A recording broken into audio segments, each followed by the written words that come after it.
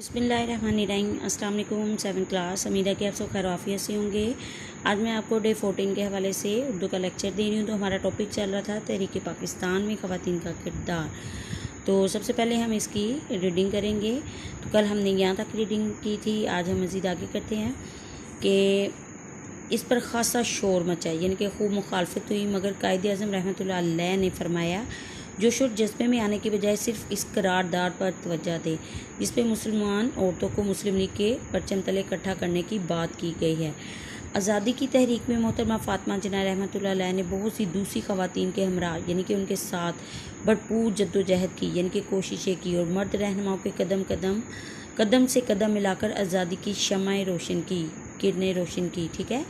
कायद-ए-आज़म रहमतुल्लाह अलैह औरतों की तहरीक पाकिस्तान में शमूलियत का क्या मायने होता है? शामिल होने के ज़बरदस्त हामी थे, यानी कि भरपूर हमायत करते थे। उन्होंने एक दफ़ा इस हवाले से फरमाया, कोई कौम उस वक्त तक तरक्की नहीं कर सकती जब तक औरतें मर्दों के शाना बिशाना ना हों, यानी कि साथ साथ ना हों। तहरीक पाकिस्तान में जिन ख़वातीन ने भरपूर किरदार अदा किया उनमें एक अहम नाम बेगम जहाँ आरा शाहनवाज का है।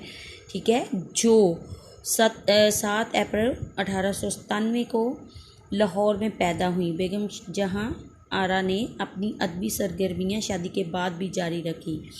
वो उर्दू ज़बान के अलावा अंग्रेज़ी ज़बान पर भी अबू रखती थी, यानी कि महारत रखती थी। उनकी सियासी ज़िंदगी का बाकायदा आगाज़ 1917 में मुस्लिम लेडीज़ कॉन्फ्रेंस के सालाना अजलास में शिरकत से हुआ, जो लाहौर में मुनक्किद हुआ था, यानी कि कायम हुआ था। बेगम जहाँ आरा शाहनवाज ख़वातीन के हकूक़ की अलमबरदार, यानी कि झंडा उठाने वाली थी।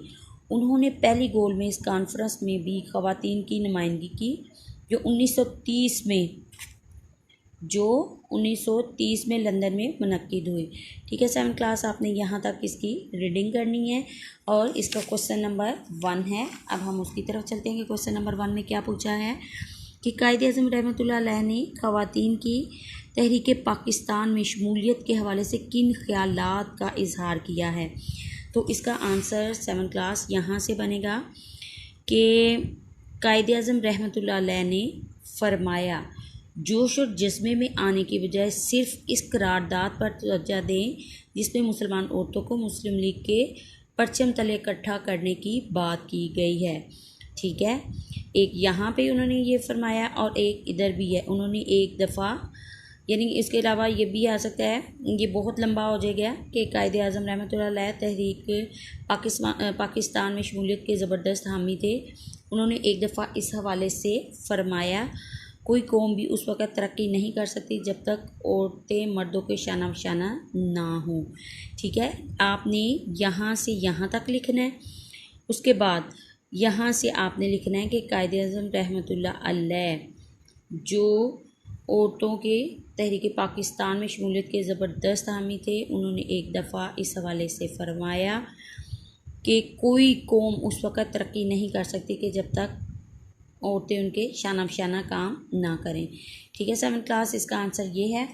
अब क्वेश्चन नंबर 2 में क्या पूछा है उन्होंने कि सबसे पहली मुस्लिम खतून कौन थी जिन्होंने सियासी जलसे से ख़िताब किया। तो वो कौन सी थी खतून? इसका आंसर भी मैं आपको बता देती हूँ जी। ये थी मौलाना मोहम्मद अली जौहर रहमतुल्लाह अलैह की वालदा गालिबन पहली मुस्लिम खतून थी जिन्होंने 1921 में लाहौर में एक बड़े जलसे से ख़िताब किया। इसका आंसर ये है। ठीक है 7th क्लास। ओके, अल्लाह हाफिज़।